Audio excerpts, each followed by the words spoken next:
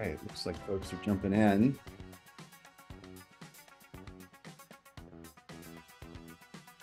Welcome, everybody. Welcome. Just watching the participant number here, waiting for folks to jump in. We'll start shortly. Just give it a minute or so. Looks like folks are still jumping in.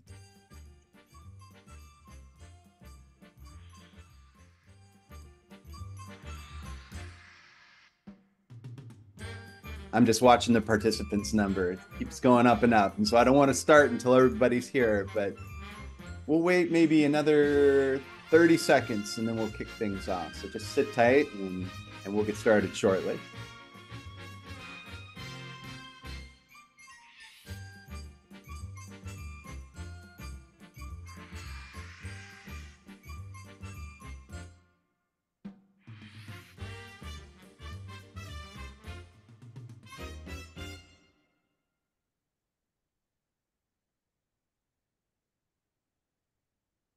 You're muted, Paul.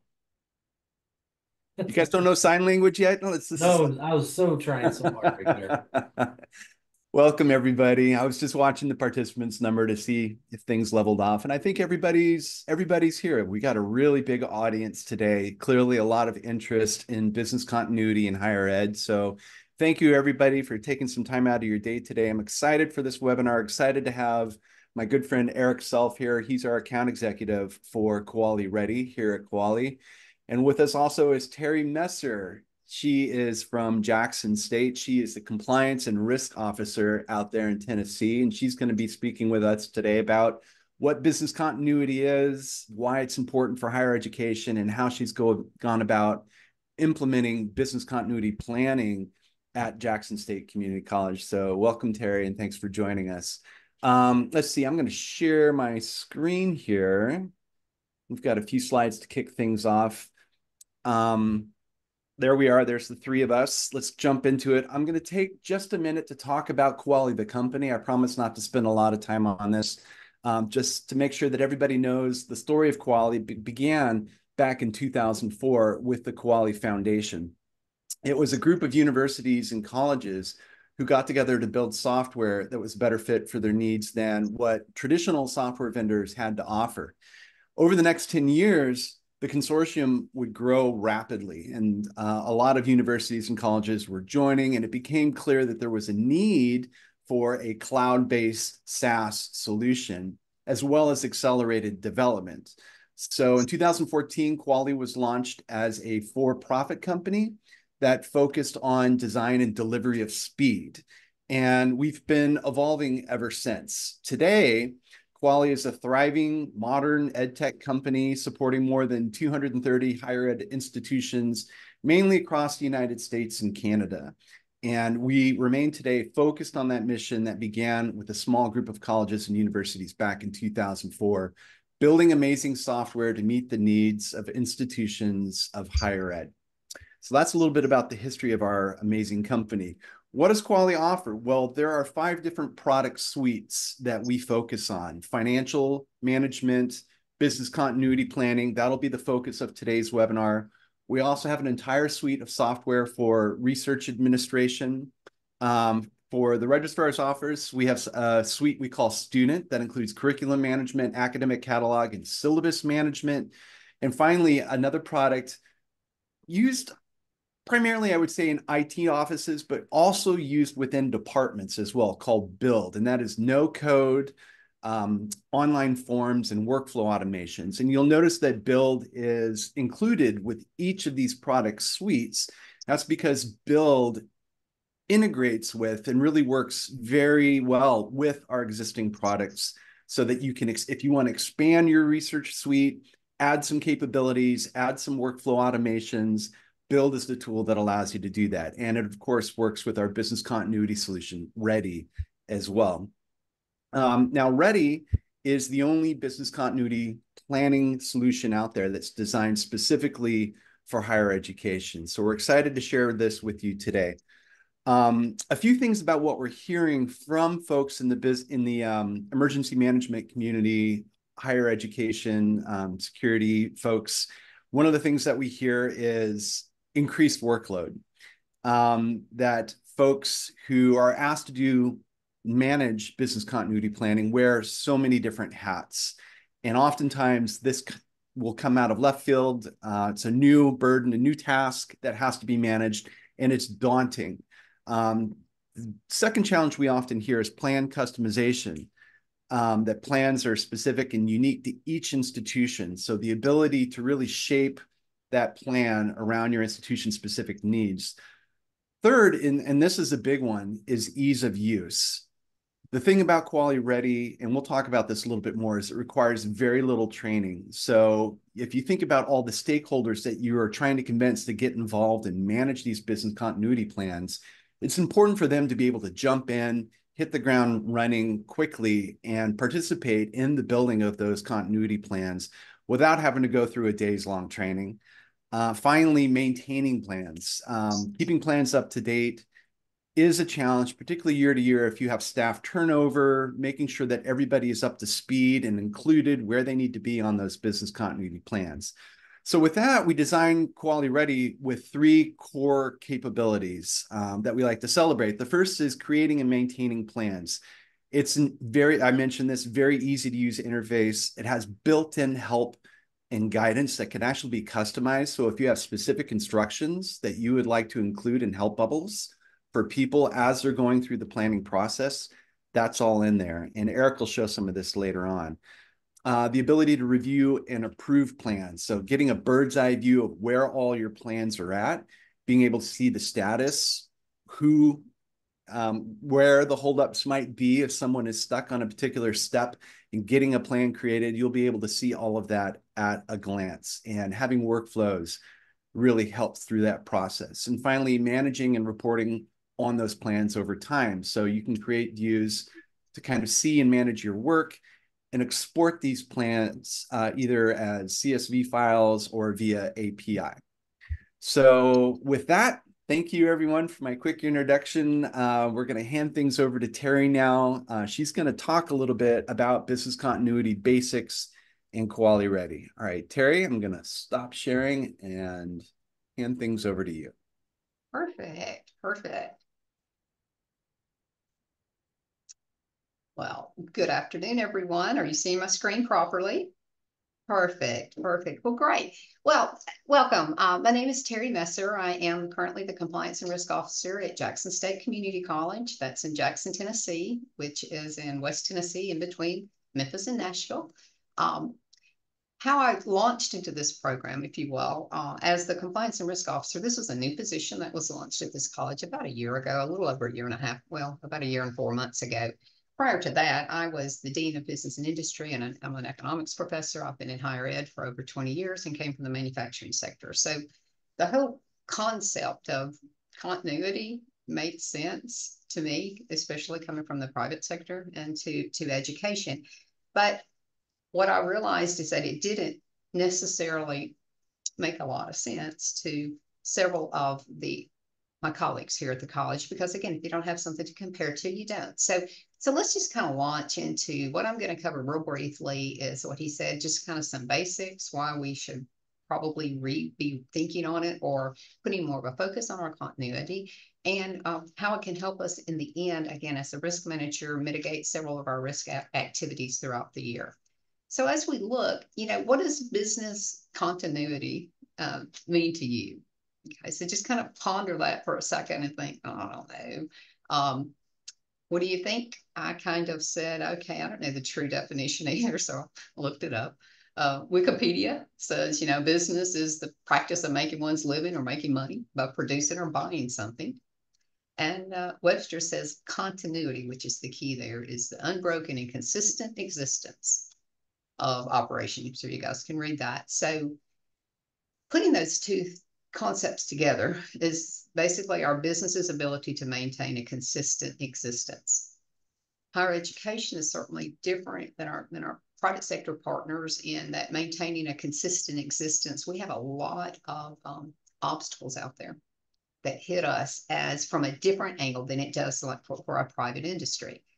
So as we look through this part, what I found is continuity is the hard part. Being consistent in today's world geez, we've got, natural disasters hitting us everywhere. And not just in my part of the country, all across, we've got natural disasters. We certainly, all of us on the call, most likely were directly impacted with our COVID-19 shutdown of the 2020. All of us are taking very serious preventive measures to mitigate the cyber security attack, because it's not when it happens. Not if it happens, it's going to be when. But one of the larger continuity issues we had at our college, guys, is employee turnover. I don't know about you, but we've seen several very seasoned employees choose to go on and retire. Several have taken other jobs, and we've got new folks coming in. That's where the issues kind of fell. So what I love about the Kuali product, this Ready product, and this is a quote from them, but really business continuity is just doing basically tomorrow what we did yesterday, regardless if any of these incidents occur today. And that's what continuity is about. So as we look at it, think through this. How are you guys preparing for continuity? Most of us, and I'm saying most of us in higher ed, we're required, we've got emergency management plans, we have disaster recovery plans, we have our cyber incident report plans, several of these that are embedded that we already are doing. And what we're seeing is that if we will just include and be a part of via our business continuity plans, all of this fits together. So this is not really starting all over for most of us. It's just looking at it kind of with a different light. And what I'm seeing from my end, it's really the mindset, because now, as Paul alluded to, the plans, everything, the program is going to walk you through it. Anybody can develop a plan, but what you want to really focus on with your folks is the mindset that I need to make sure that I'm leaving my position better than I found it, type thing, for those that are coming behind us. Also, we just need to make sure that we can continue functioning if and when a disaster occurs. We have an unexpected loss of an employee, which has happened here on campus. We have a natural disaster, which happened on campus. So there's been several incidents that if our plans had been better prepared, we wouldn't have found ourselves in the kind of dire straits that we did. So again, the value of the plan itself, it's the mindset where people all get to start thinking about it. So why don't we ask you guys, what is something, I want you guys to think about it. What is an event, if you can think, or a set of events that occurred in your oversight areas over this just past year that caused your unit to have business discontinuity? I'm sorry, I'm not the English major, I'm the economist, and I'm not sure that's a real word, but you guys kind of get my point. What caused a disruption in your area?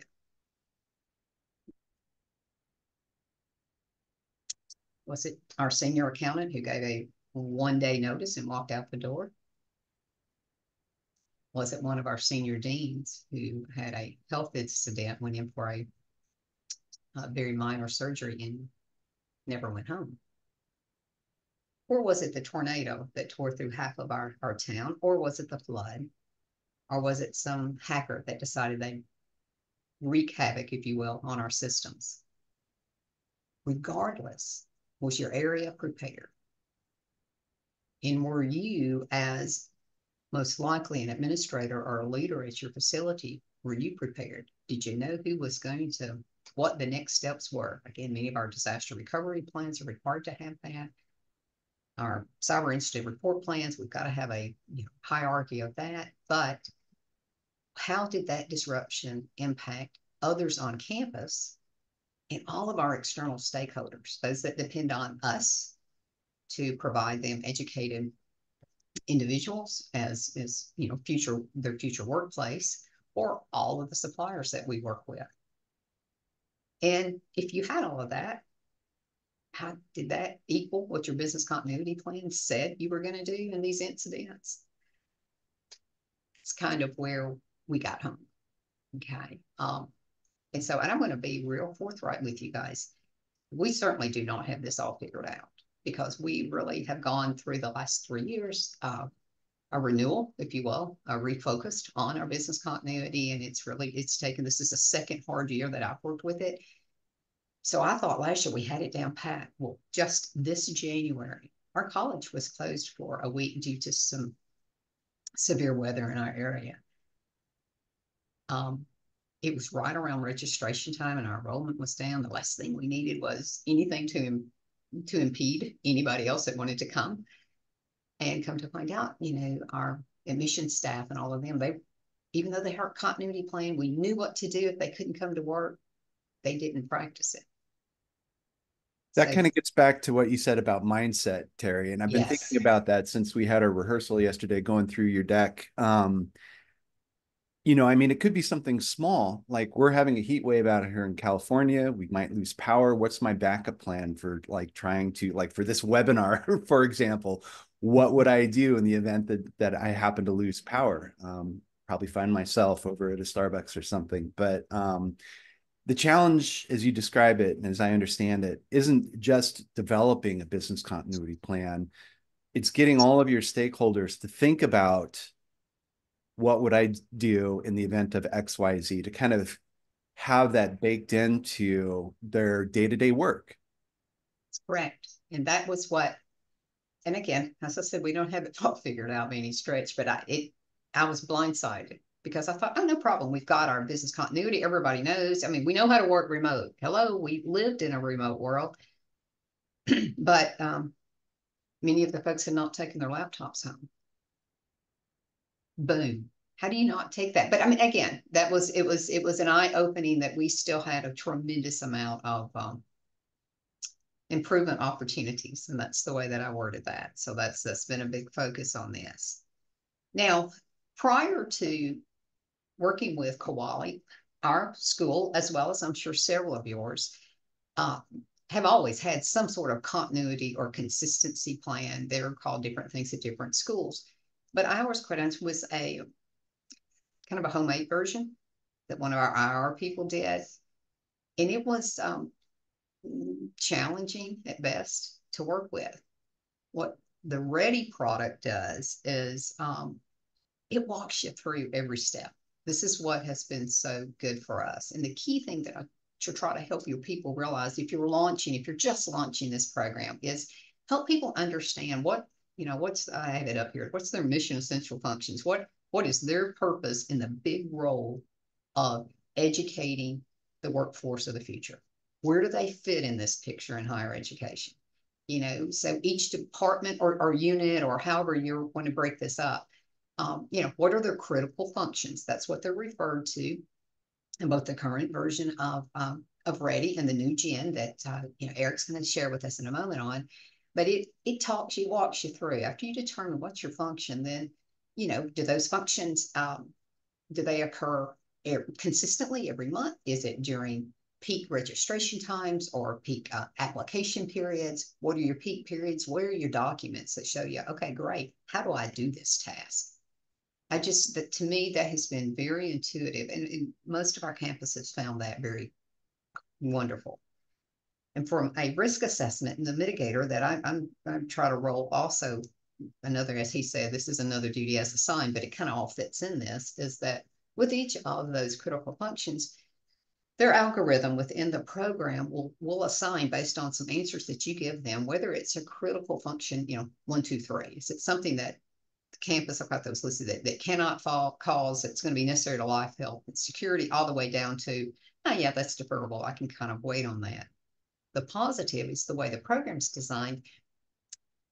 I, as the administrator, or even any of there are 3 other administrators on campus, we can pull a report that's going to say, hey, campus-wide, these are all of my critical 1 functions. So when an event occurs, boom, these are the things we've got to make sure that happen first. And that sounds like a disaster recovery plan incident, one that works in there.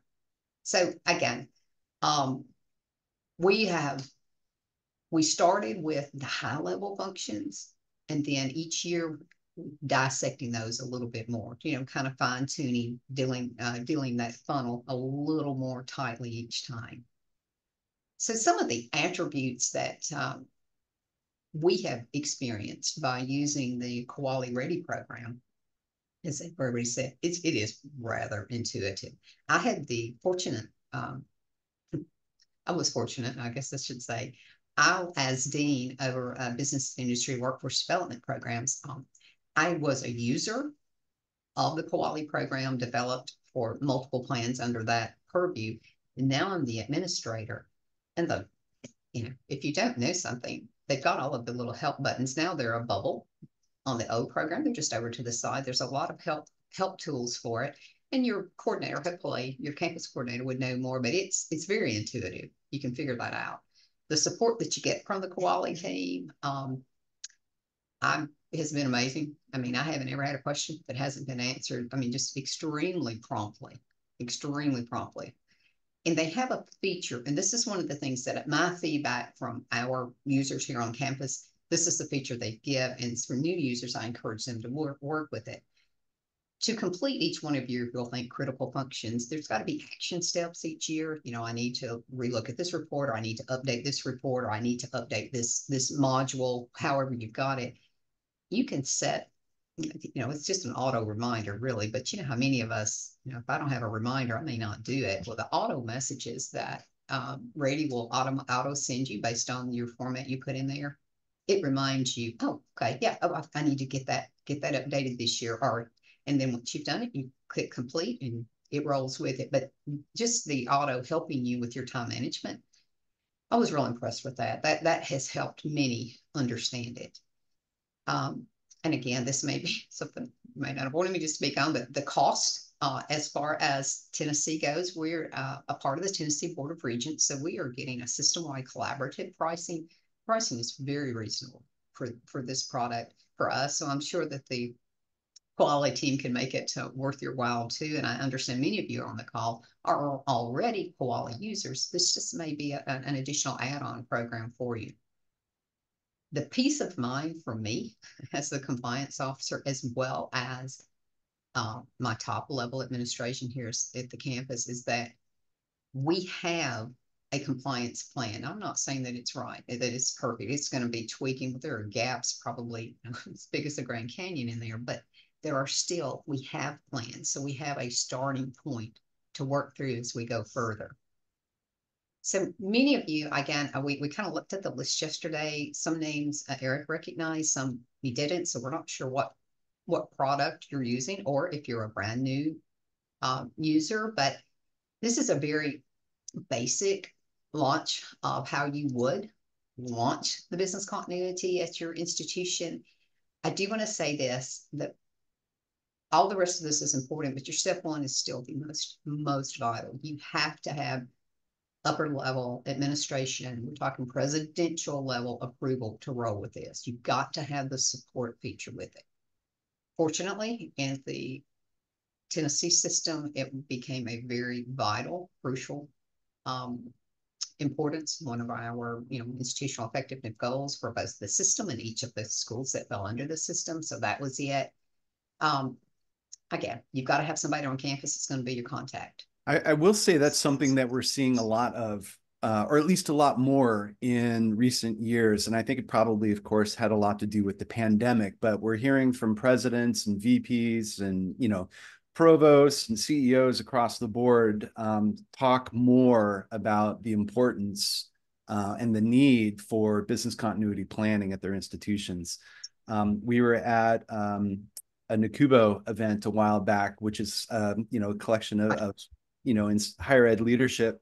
And I believe you were in the room, Terry. We had a standing room only audience come for that session on business continuity planning. So it's clear to us that there is, which is, by the way, I really sort of expanded the invitations for this webinar. On our list of folks that we have titles all over the map, including research administration and folks in the registrar's office. I included everybody because what we're hearing is this is something that everybody is starting to think about more and more. So I wanted to extend that invitation to everyone. But yeah, having that high level air cover and support is probably the best way to get all of your stakeholders enthusiastically involved in the process. I appreciate the positivity there, but enthusiastically involved. Now that's I don't know about your campus, but that didn't quite come across. We love continuity planning. Yeah, no. Most people, it was trying to be another, checkbox with it. But so anyway, these are the steps. Eric and Paul can kind of work with you on these. The key thing is you've got to communicate on campus, and it needs to be communicated in a manner that everyone sees the benefit for the whole, but specifically for them individually. Okay, so you're going to build your plans. That's kind of, step. It's one of the big steps of the first process. But then you're going to make sure that they get feedback on the plans. Where can we improve, or where are the gapping holes in their plans that, again, if someone wasn't able to come back to work tomorrow, how would all of this feeds? How would it all continue? Pardon me. Couple of key things that have come about as really an unintended positive consequence of us doing this. Our couple of our key programs, I'm not going to read all of these, I'll just kind of chuck through it, but one of our key health science programs, actually 3 of them now, but this one, radiography or radiological tech, they got positive accommodations for their reaccreditation that, oh my goodness, you guys could continue providing educational resources for our students and to the workforce, because you have this plans already in place. They've really got every single how do I do step 1 through 29 in their program. It's amazing. They've taken it and ran. Again, our emergency management, I've already mentioned that, cyber incident response, they all reference back to our continuity plans of how individual sectors within the broad would work. Many of our campus offices now understand the value of taking those how-to manuals that they've got on their shelf behind you with, the dust that's an inch thick, make sure that they're digitized, get those uploaded into the Kuali program. Again, it's a third party housed. If indeed the building was leveled this evening in a storm, they've still got their how-to processes. That seems, in this day and age, can you believe people still have paper manuals? But if I could see you guys, some of you are shaking your heads. I know you do. Okay. Again, another thing, how to kind of embed this into our yearly, if you will, activities. And again, I don't say yearly.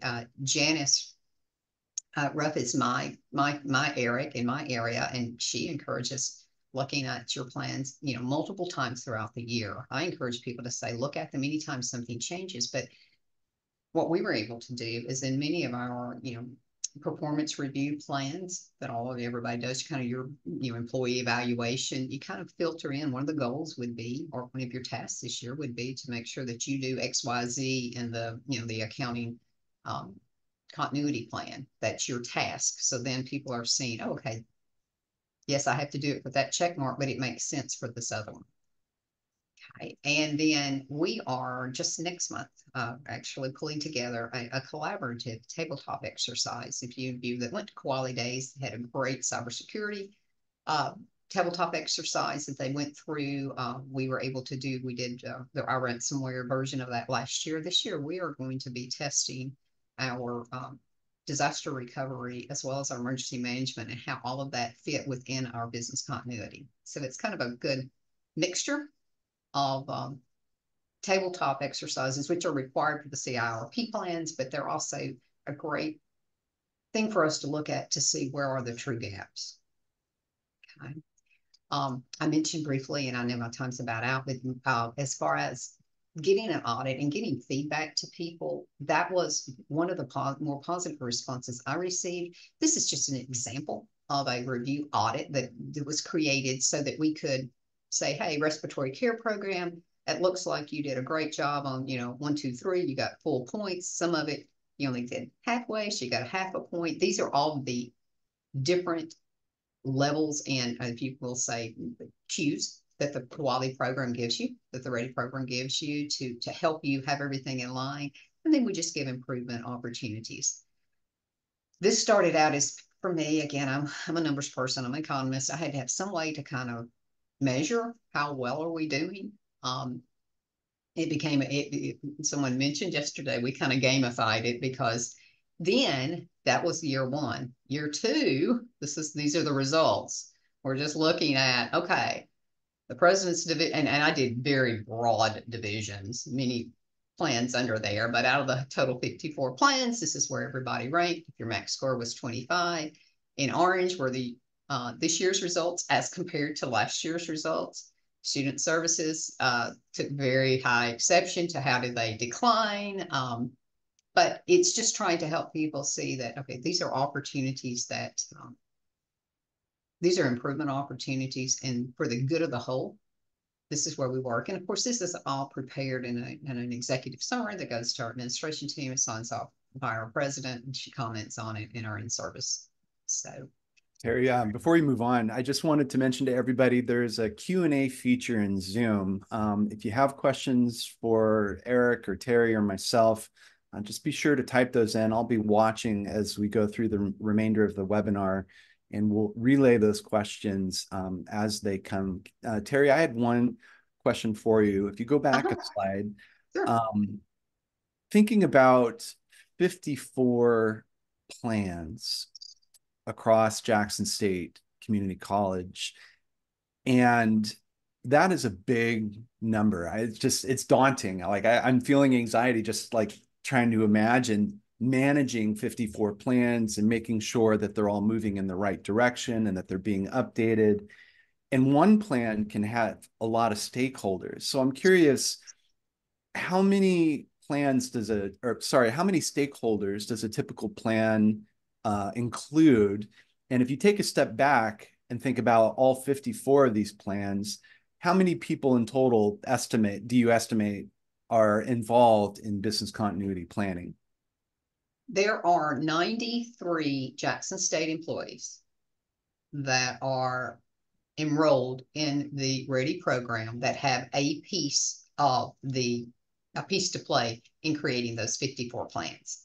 Now that sounds like it's 2 per plan. That's not accurate. Some areas have 3 and 4 people. Some have, our academic areas, there may be a half a dozen, and then our grants, there may be 1.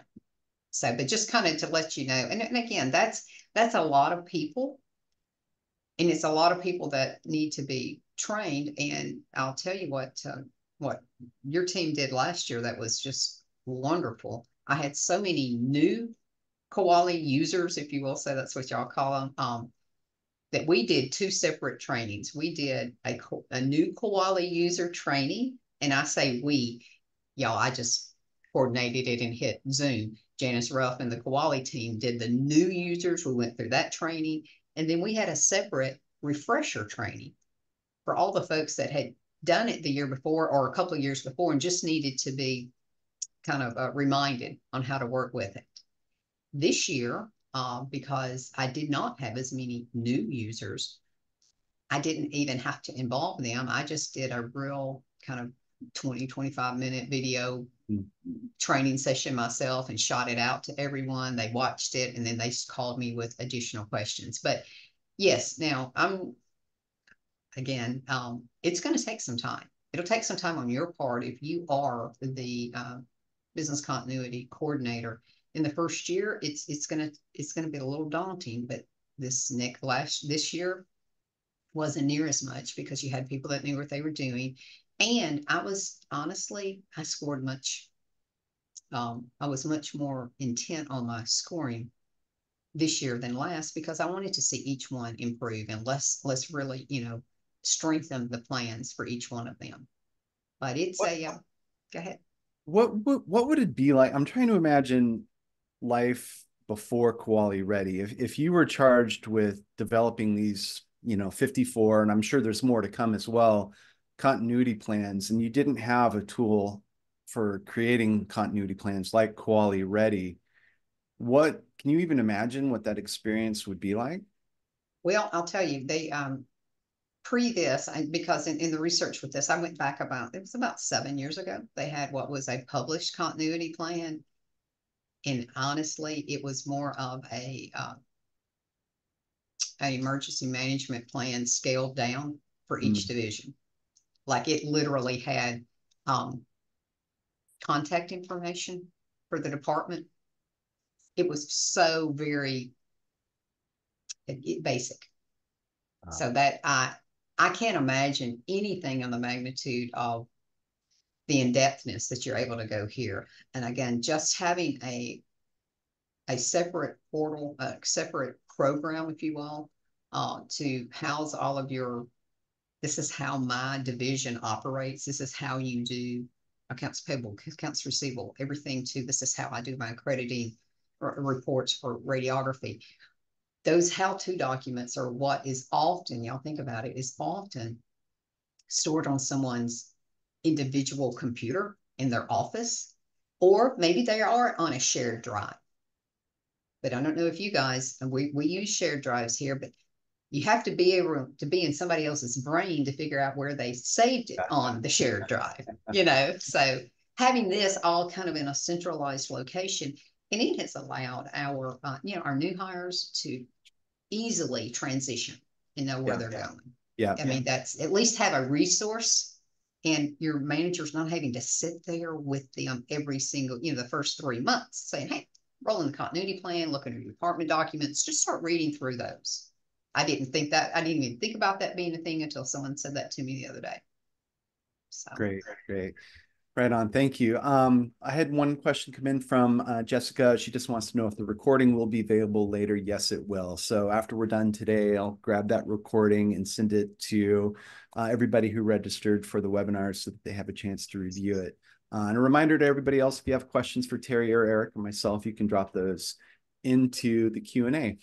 All right, Eric, I think it's your turn. So now that we've heard all about Ready and how awesome it is for managing, a numerate number of continuity plans, everybody's curious to see what it looks like. So we're hoping you can give us a quick tour. Okay. And so just to reiterate, Paul said, I'm the account executive here at Kuali, but how I actually got here is it's very interesting to me because I'm not as seasoned as Terri, but I have just over 12 years in higher ed. And business continuity was not my title whenever I was hired. And that some of that might ring true to everyone out there as well. I started off on the emergency management team for the previous university that I worked at. And then it expanded from there because like Terri said, when she was looking at the continuity, like there wasn't really anything there. That's exactly what I ran into. And then when I told administration about it, lo and behold, the first time around, they listened to me, which is unheard of. And so they said, hey, can you make this one of your new tasks that you do? But they don't ask you like that. They say, let's form a committee. And then and all that, when you say let's form a committee, all you're saying is we're going to give you more work. And everyone understands that. I call it death by committee. So I ended up doing continuity for 4 years. And I honestly, I did it wrong for about the first 6 months. I did it wrong. I was trying to get everything done all at once. I wanted the whole university to do all the continuity plans at once. But it was a pretty large institution, and trying to get everybody on the same page is a daunting task. So every time I talk with our current customers, I just tell them what I did wrong, and then they're better for it. They're like, oh, okay, don't do that. So when I was working at the institution, just like Terri was saying, Terri was talking about getting buy-in at the highest level, and before I was not involving administration in the tasks and things that I was doing. Then I actually started involving someone from the upper level to help me think through some things. It kind of gave that person some buy-in. And then once people knew that it was something that we were working on instead of something I was doing, then I got a little bit more buy-in. So if that helps anybody out there, all it took was me asking our CFO, hey, what do you think the top 5 departments would be if we, if they just stopped doing what they were doing, most detrimental? And his list was pretty spot on to mine. But whenever I sent that email out, obviously he was involved in that, and now it was something that we were working on. And so that was one of the ways for me to kind of get buy-in across the university. And then everyone's heard of FOMO, right? Fear of missing out. I started off just really small with just a couple plans. But once we got up to 5 plans, I really put it out there and gave praise to those departments and thanked them, and everybody knew about it. And then it was like, someone's going to be reaching out to you for your continuity plan, and so people were like, they wanted to be on board. They wanted this fear of missing out of, wait, they have a backup plan and we don't. So it was just the way that I approached it that helped. So if I can help anybody with more details about that, please reach out to me, and my details will be at the very end of this webinar. I'm going to share my screen now. I'm going to do a demonstration here. My demo is about an hour. Does everyone still have an hour left? No. Okay, I'm just kidding. Take all the time you need. Yeah. Yeah, I'm going to do a high level here. I just want to go over a few things here within the new Kuali Ready system. Can everyone see can you see my screen? Yes. Okay, this is the homepage. This is what an admin would see whenever they log into the system. And like Terry mentioned, the thing she likes was the action items. We've kind of developed that and made it even more robust. So we have an action list actually right there next to the homepage, where if I'm involving somebody in creating my plan, and I've given them a specific task to do, that person will see it on their action item list. They'll click on it, and like, let's see, this one here is there's a department chair approval for this. They would click on that, and then it actually takes them right into the exact spot that they need to be to finish that task. And so this is where it just points the person in the direction, takes them right there. Obviously, you have to have the correct permissions and stuff. But if you're working with somebody on a plan, they're more than likely already have been entered into your system. And so I don't know if you noticed, Terry, here. I'm working on a plan right here for Jackson State Community College. Keep going. Keep Yeah. going. Yeah. Let you know when it's done, huh? Yeah, yeah. I'll audit you. And just so you know, like when you start a plan, you get to do your branding and everything. Obviously, I threw Jackson State's in here because I knew Terry was going to be on the call. And so what's really cool about this is it only took me like 5 minutes to do that. So everything in Classic Ready, which a lot of our customers are still on, we took everything that was excellent and great from that, and then we added to that. And so this is the actual continuity plan. And Can I stop you there for a second, Eric? Yeah. Because we have a number of people on the webinar who aren't current customers. And so what Eric is referring to is a version of Kuali Ready that we've had for what, 10 years, probably longer. Yeah. Right. Going back to the very early days of Kuali, back during our foundation years. But this year we've launched a brand new version of Kuali Ready that we built from the ground up on the Kuali platform, which is the same development code that we use across all of our suites of Kuali products. So, and there's some real advantages to that. It allows us to build something once. If we build a feature for curriculum management, we might say to ourselves, this is exactly the sort of thing that our friends in continuity planning could also use, right? So we can build it once and ship it across all of our product suites. But there's a lot of other benefits and advantages to the new Kuali platform. But that's what Eric is referring to as our next generation of business continuity planning software.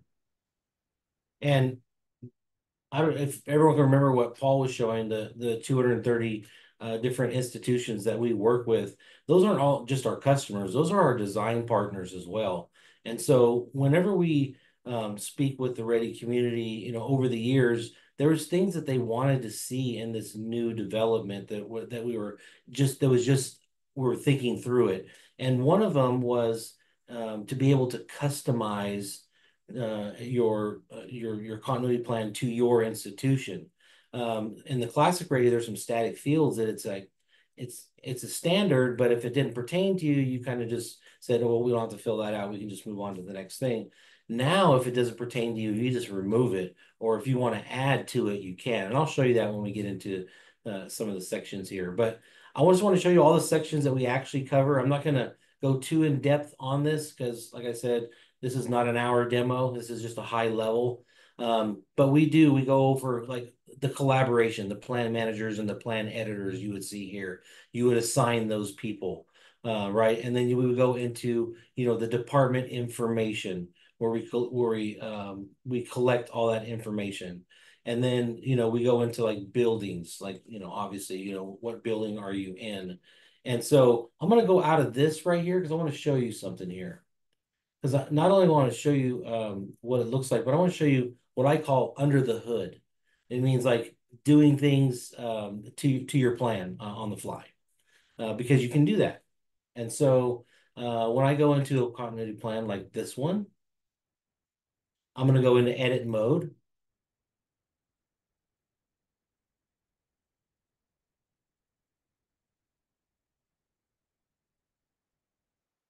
So now when I get into these different areas, like on the department information, we have things that are that you can do that you couldn't do in Classic. So if you see a little magnifying glass, that's an integration. That's what Paul was talking about. If you have a RESTful API, it's like that handshake, that standard. We can push and pull information to and from your system. So obviously that's an IT question, and they would know more about that. But we make it like if you need to pull information into a plan, and that's going to be helpful for you, then that's going to be the goal using those API integrations. And so as you go through, this is an integration saying, okay, I'm choosing my department type, right? And this understand that all these things are done in the onboarding and training portion of when a new customer comes on board. This is not like we just throw you to the wolves and say, hey, just figure it out for yourself. We are heavily involved in this process. So this is where you would choose all those different things. What's kind of cool here is if you notice here, like, hey, we want to know what building you're at. Now this is an integration here, but notice when I choose one of these, I'm going to choose main hall here. This You know what? Then maybe that's not on that one. What we actually did here is let's see on the critical function side. Let's see here. I'm going to show you this really quick.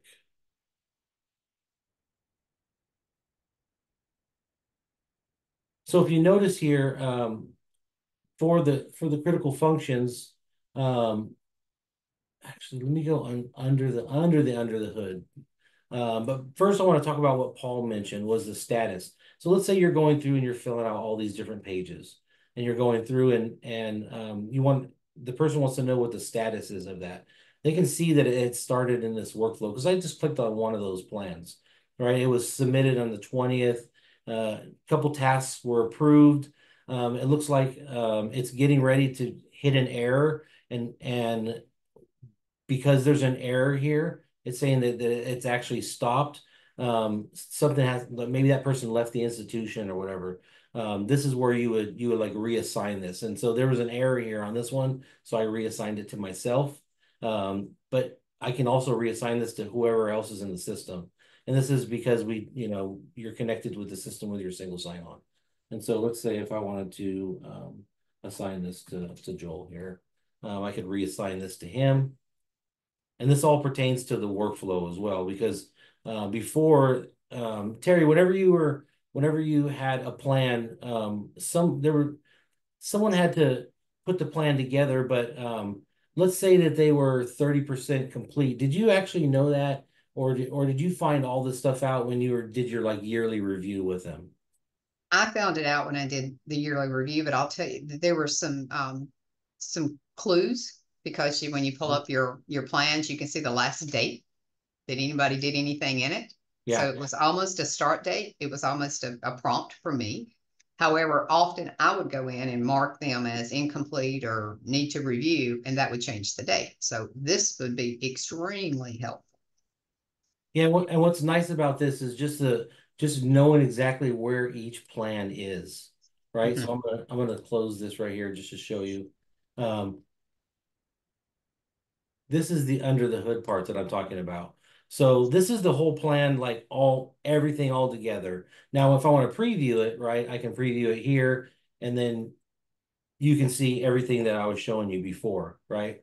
What So was just on that step right there, yeah, just so that I want to make sure everyone understands this, because I think this is really neat. So as you're making changes and you're editing the form itself, right, that people will use when they create their own plans, you're editing the form and you can in real time toggle back and forth between design mode and preview mode so that people, as they're building it, they can see what others would see from their point of view. correct. And what's nice is let's say you're going through and you see a section where you're like, hey, I want to add something here, right? So maybe it has to do with dependencies or with the resources or maybe staffing requirements. Maybe you don't like the integration part for the staff category, which would be one of these right here. And you just want it to be like a drop down, right? So easily what I could do to replace this would be to go in and say, well, you know what? I want to do a drop down instead. And I want to add it right here. And I would just say this, this is my staff category. Maybe I want to have it only to be like two different options, right? And so I could do that. I could say, maybe, full time for that one, and then add it, and then I could say part time for the category. Uh, And what's really nice about this is because it's a ready-made product, no pun intended, we give you an out-of-the-box product to work with. But if you notice here in this little corner here, this little grayed out, looks like a little K in the corner. This is under the design mode. These are all products, and they're all listed here, right? So if I go through and I change something and I say this staff category, I'm going to remove this because I want it to be, this, I want this to be this, drop down list where you can actually choose that way. I want it to be an integration. Well, if you actually delete this, it doesn't actually go away. It's on the product list and you can always bring it back. And so maybe you go through and you got rid of a few things and then your boss is like, hey, no, we need this. Well, no harm, no foul. Just go back and re-add it in because it never really went away, right? It's part of the core Kuali ready product, right? So you can remove it from the form so people don't see them and they don't use them, but they're not permanently deleted. If you want to create another form or re-add it to the form, you can do that. And everything's done. I didn't really explain how I'm doing this, but on the left-hand side under general, these are all of the gadgets that you get to use to add, configure, make it look like, that it belongs for your institution. This in the middle is the WYSIWYG. This is where you drag and drop everything and make it how you want it to look. And then what Paul talked about as the preview, so you can see what it looks like in real time. And then whenever you're clicked on something, you have your settings on the right hand side here for that specific gadget. And so, what's really nice with the products, like I said, it doesn't really go away. Kind of reminds me of my student loan debt, just never really goes away, right? So once you have created this, right, and you said we've got it down, we want it to look exactly how it looks. The very next thing is what is your business process? Now, out of the box, we give you a ready-made workflow, no pun intended again. But we give you an out of the box workflow. But you're going to have to go through and see, does this make sense for our institution? And does this business process look like our business process? And if it doesn't, no problem. Maybe you go through this whole thing and you see, okay, we're assigning an editor and a manager. It's IT's getting routed to them. This is also drag and drop. I don't know any kind of code. I just want to, add steps to this. And then, so let's say at the very end, Terry's going through this and she says, hey, you know what?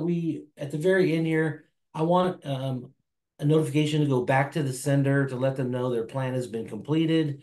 And I want you to, send them a PDF as well. So I was like, okay, well, then that has to be under the notifications section. So then I would go over here and I would go all the way to the very end. I would drop it in and I would say, I would probably call this, plan complete. or yay, hooray, you're the best, whatever you want to put there to name that step. I want this. Now you can choose a person in a role in a group. You can do a list of people. But for this specific one, I want a person specified on this continuity form. So I would choose this right here. And then it's saying, well, which field? So I'm going to go through here and I'm going to say, I want it to be the submitter, like the very first person that submitted it to me. And then it says, well, what do you want the email to say? Right. And then I say, okay, well, you can make this as elaborate or as very simple as you want. For the email subject, I would just say, plan complete. That's what I put for the subject. And then you can always add variables into the email body too. So, I can say hi and then click on add variable here. And then it'll say, well, what variable from the continuity form here? And then maybe it's the submitter username right here, right? That, and then I would just say, something like, your plan, is complete. Now, obviously, you probably would say a lot more, and there's the option right here to attach the PDF to the plan, and then I would click out of it, and now I've just added another step to the workflow. So this is one of the things I love about Ready, because it automates everything, right? And so once you've got this workflow set and it's branching in all the right places, those notifications happen automatically. And so as the plan manager, like, well, Terry's role, for example, she has a bird's eye view into a dashboard, and she can see all of those plans evolving over time. And if one of them gets stuck, she'll be able to see that and see exactly which step in this workflow a plan needs a little nudging on her part to continue to move along. But beyond that, Terry, do you find that most of these automations, people, they're going to get notified, or you're going to have to manage on your own, like reaching out and connecting with people when plans get stuck? I think with the automation that you've got, because guys, for everybody, this is a newer feature that's Yeah. built in. So this, I mean, and when I said that the auto emails would go out, that was on certain action items. This is going to be just kind of a game changer for me, because I wasn't sure who had not done it. If the plan manager had not pushed it out to those that are, because you have plan editors, all the people that are helping you edit the plans. I didn't know if the plan manager had even said, hey guys, let's start on this to the editors, or if the editors were just, putting it on their list of things to do today and never getting to. So this gives a bird's eye view. I was able to see this at the Kuali Days conference recently. And yeah, this is going to be a game changer for the admins. After it's all set now, it's going to be a little tedious, but guys, for the most part, once you get it built, depending on your number of plans and the different divisions, it's just going to be a mirror, a copy paste in from another plan. So, or an import in from another plan. So it's not going to be as challenging as it appears on this demo, quite honestly. Yeah. Awesome. Well, Eric, I hate to cut you off, but I'm just looking at the time here. We've got a minute until it's officially over for our webinar. And I know you had a lot more to show. Do you have any other really important things that you want to squeeze in before we wrap up? I do. Just a couple things. When Paul mentioned that, hey, it's on a new platform, and he mentioned Build a little bit, I actually went in and used Build while Terry was talking. Sorry, Terry. But I went in and I said, can I recreate her business continuity review audit? And so I went through and I created that, and I said, well, what does that look like, under Build? And so I went through and I created that, and I just did the plan detail section. I didn't do a whole one. I did listen to you, Terry, everything that you're saying. But I went here and so basically it's the same thing that she had on there. Their findings. There's an audit score. They would put in their improvements. I would redo this at the very end and have a total score. But you can easily recreate any type of form in Build to help with your continuity planning.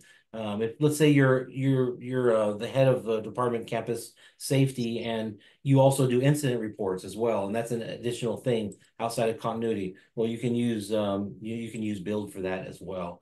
And so this is just a incident report that I created. Now I didn't create it while Terry was talking, but this is something I created. I think it took me about 30 minutes to create this when an incident happens on campus.